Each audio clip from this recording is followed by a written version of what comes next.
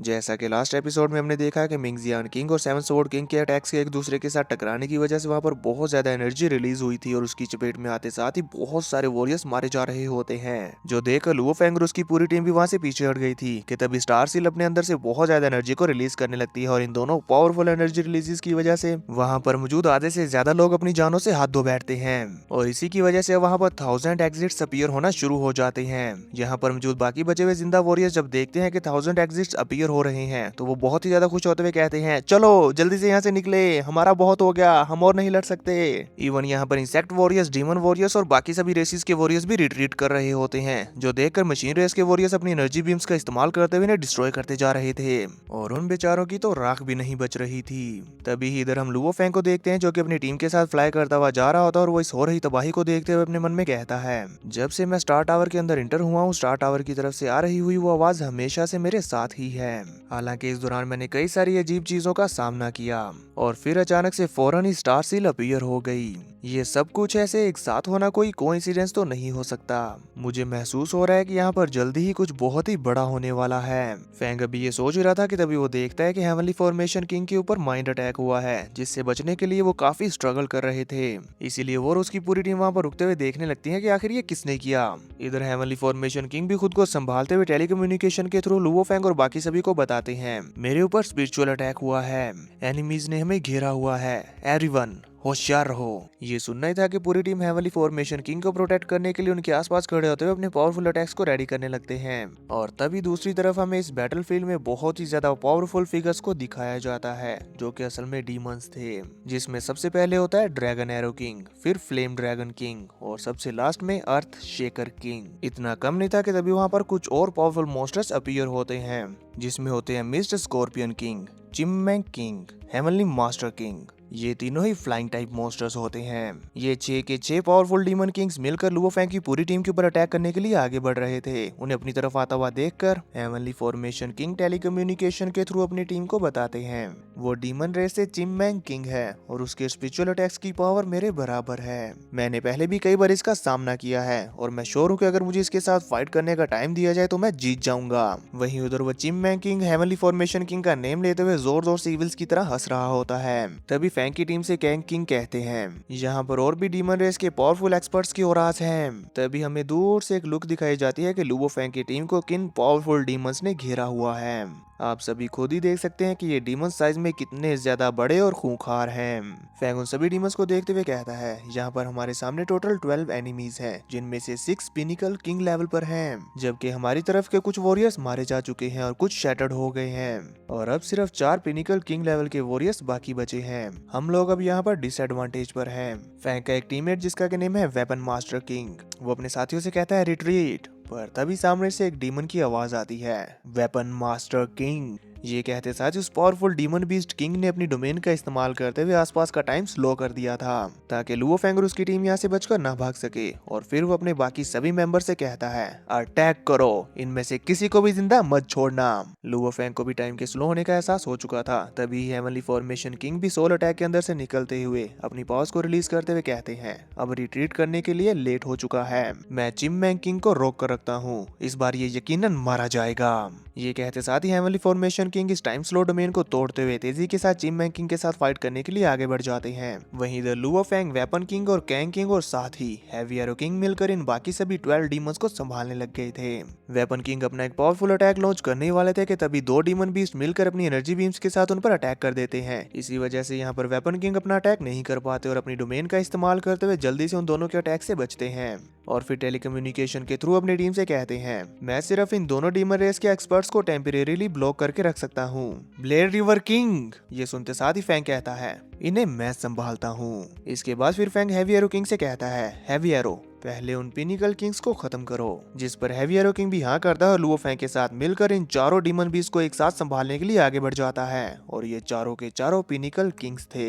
हम देखते हैं कि यहाँ पर हैवी एरो किंग और लुओ फेंग एक साथ मिलकर इन चारों डीमंस के साथ फाइट करने लग गए थे, जहाँ पर लुओ फेंग इन चारों डीमन किंग्स को भटका कर रखता है और इसी दौरान हैवी एरो किंग दूर खड़े रहकर अपने 4 हैवी एरोस को रेडी करने लगता है, जिसके ऊपर फेंग का 5 मूव पॉइजन लगा हुआ था। जैसे ही हैवी एरो किंग के अटैक्स रेडी होते हैं वो फौरन से इन 4 डीमंस के ऊपर उन्हें थ्रो कर देते हैं। इधर हम देखते हैं कि फैंग उन चारों पावरफुल डीमन बीस्ट के एनर्जी बीम से अटैक का सामना कर रहा होता है और जैसे उसे पता चलता है कि हैवी एरो किंग के वो अटैक्स इनकी तरफ आ रहे हैं, उन्होंने फौरन से अपनी डोमेन से एक जोरदार शॉकवेव बनाते हुए इन चारों डीमंस को हैवी एरो किंग के हैवी एरोज का टारगेट बना दिया था। इससे पहले कि ये लोग खुद को संभाल पाते, हैवी एरो किंग के वो हैवी एरोज आकर इन्हें हिट हो जाते हैं। ऐसा होते साथ ही वो चारों के चारों पिनिकल किंग के डीमन बीस्ट बहुत ही जोर जोर से चीखने लग गए थे, क्योंकि फेमू पोजन ने अपना काम करना शुरू कर दिया था और ये डीमन बीस्ट उससे नहीं बच पा रहे होते और जोर जोर से चीख रहे थे।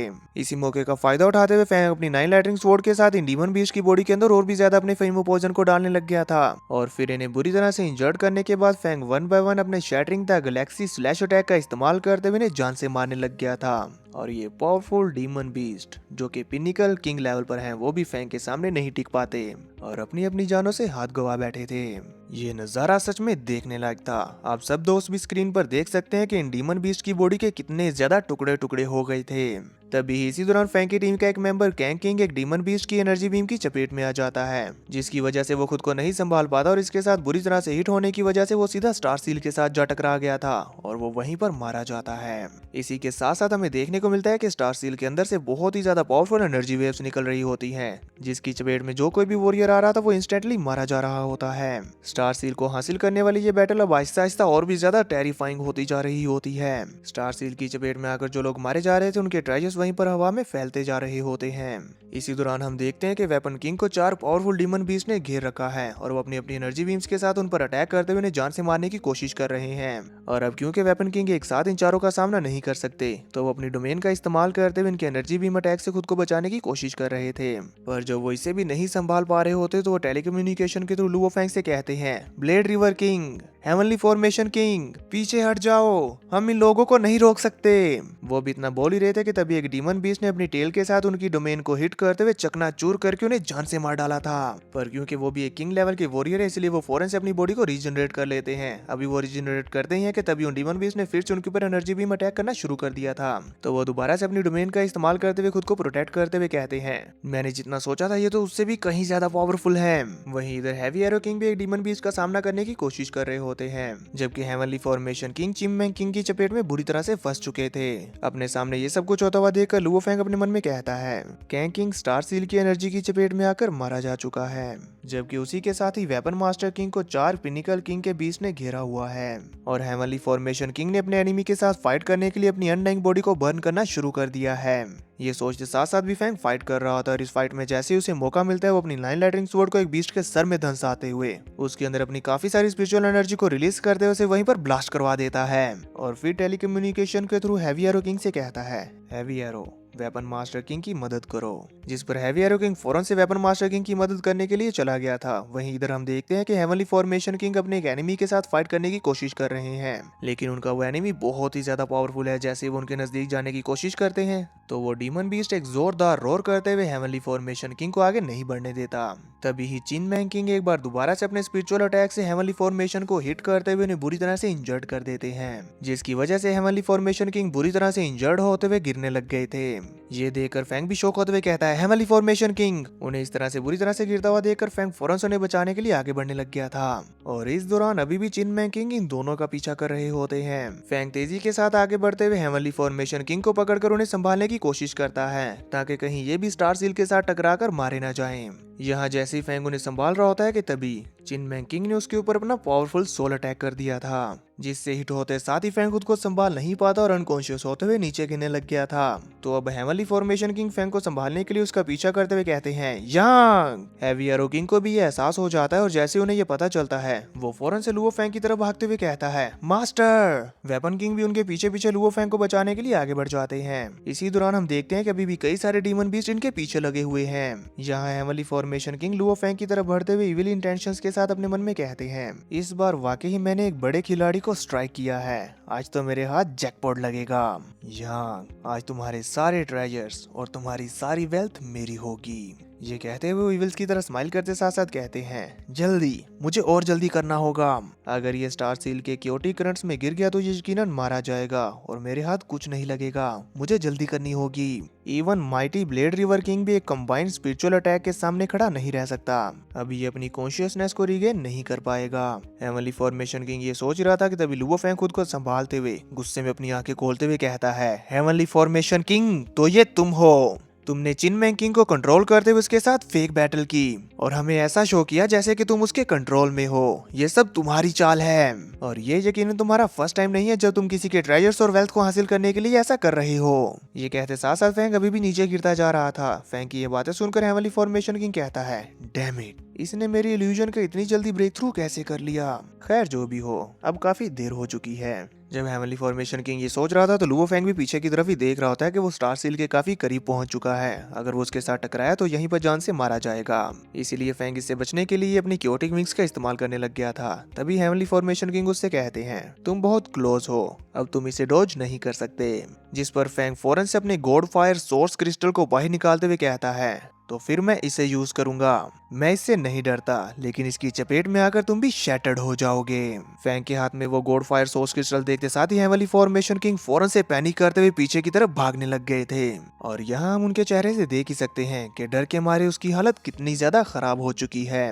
और जैसे ही fang god fire source crystal को एक्टिवेट करने ही वाला होता है कि तभी अचानक से वहां पर सारा का सारा टाइम फ्रीज हो जाता है। हर कोई अटैक, हर एक मॉन्स्टर, इवन जो कोई पर्सन जहां पर भी था वो वहीं का वहीं रुक जाता है। जिसमें हमें वन बाय वन करके सभी पावरफुल बींग्स को दिखाया जा रहा था कि कैसे वो अपने खतरनाक अटैक्स के साथ लोगों को मार रहे हैं। और फिर इसके बाद फैंग के पीछे एक पोर्टल अपीयर होता है जिसके अंदर से कई सारे स्पिरिचुअल हाथ बाहर आते हैं जो इस रुके हुए टाइम के दौरान फैंग को पकड़कर अपने साथ उस पोर्टल में खींच ले जाते हैं। और तभी हमें एक आवाज भी सुनाई पड़ती है, यंग वन, तुम यहाँ आओ। इसी के साथ फौरन से टाइम फिर से चल पड़ता है और हेवनली फॉर्मेशन किंग को लगता है कि लुओ फैंग स्टार सील के साथ टकराकर मारा गया। इसीलिए वो खुश होते हुए कहता है, मैं खतरे से बच गया। और फिर वो इविल्स की तरह स्माइल करते हुए दोबारा से बैटलफील्ड की तरफ जाते हुए अपने मन में कहता है, भले ही मेरा ये असैसिनेशन अटेम्प्ट फेल हो गया हो, पर वेपन मास्टर किंग और हैवी एरो किंग अभी भी बचे हुए हैं। अगर मैं इन दोनों को मार देता हूँ तो भी मैं प्रॉफिट में रहूंगा। ये सोचते हुए वो तेजी के साथ हैवी एरो किंग और वेपन किंग की तरफ बढ़ने लगता है, जबकि वो दोनों इस बात से अनजान इन डीमन बीस्ट को मारने के लिए अपना पूरा दम लगा रहे थे। इसी के साथ व्यू चेंज होता है, हम देखते हैं लुओ फैंग को जो कि एक और स्पेस से तेजी के साथ होता हुआ कहीं जा रहा था, जो कि वो खुद भी नहीं जानता कि उसके साथ क्या हो रहा है। इतने में ही फैंग को हैवी एरो किंग की आवाज सुनाई पड़ती है जो बार बार चिल्ला रहा था, master master. Fang heavenly formation king की सोल के ऊपर लगाई हुई अपनी सील से ही उसके साथ टेलीकम्युनिकेशन के थ्रू बात करते हुए उसे कहता है, मैं ठीक हूँ।